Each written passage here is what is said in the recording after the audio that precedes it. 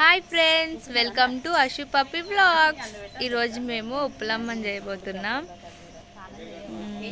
అమ్మవారిని చూపిస్తారండి. ఈ అమ్మవారు ఎట్లా అంటే అమ్మవారికి సపరేట్ విగ్రహం అనేది ఉండదన్నమాట. అట్లనే చెట్టు కింద 4 రౌతులు పెట్టి దేవుడికి సంబంధించిన అన్ని అందులో పెడతారు. తను మా చిన్నత్తమ్మ, తను మా మమ్మీ దేవుడి ముందు బొట్లు గిట్ల పెట్టి అన్ని ముగ్గులు వేస్తుంది. ఫైనల్గా అయిపోయింది. ఇంకా తెలిసిందే కదా, ఫస్ట్ దేవుడిని చేస్తున్నామంటే ఫస్ట్ ఇంట్లో అన్ని దేవుళ్ళకి దీపాలు పెట్టుకోవాలి, పూజ చేసుకోవాలి. ఫస్ట్ ఇంట్లో పూజ చేసుకున్నాకనే వేరే ఏ పండుగ అయినా స్టార్ట్ చేసుకోవాలి. టిఫిన్ అయితే తింటున్నాం. నాలోపు మా డాడీ చెరువు నుంచి రొయ్యలు తెచ్చిండనమాట. 4 పడినాయి అంటే ఈసారి జర్త కోసం వెయిటింగ్. మా అమ్మవారికి ఉదయలే అని కొంచెం సతాయించింది, కానీ జర్త మాత్రం సూపర్ ఇచ్చింది. మేమందరం చాలా హ్యాపీ.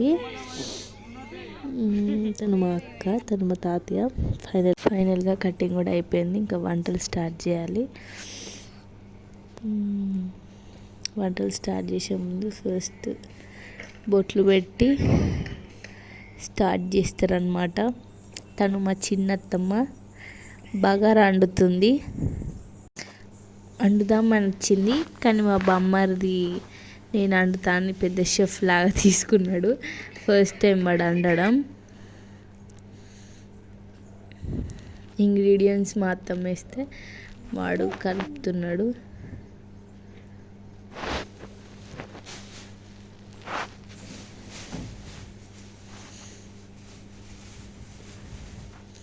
బగారా వేస్తున్నాం అన్నమాట.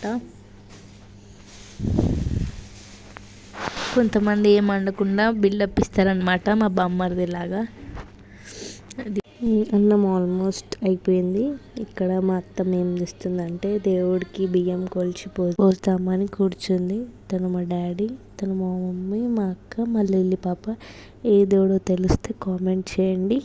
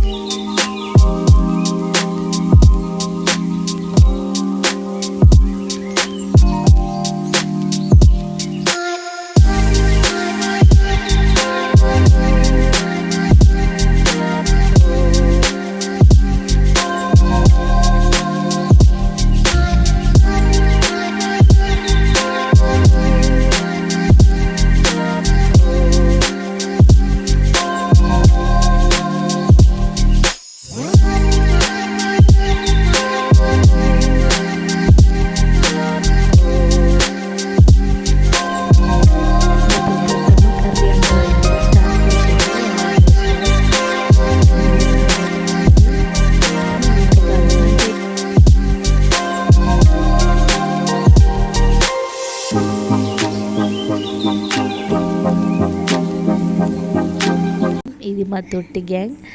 ఇందులో నేను లేకపోతే ఎట్లా, అందుకే నేను కూడా కాసేపు వాళ్ళతో టైం స్పెండ్ చేశాను. ఇంకా పిల్లల గురించి అయితే తెలిసిందే కదా, అన్నం తినరు. వాళ్ళ కోసం మా మరదలు అయితే దయ్యం గెటప్ వేసింది. Okay bye friends, subscribe to Ashu Pappi vlogs. Bye.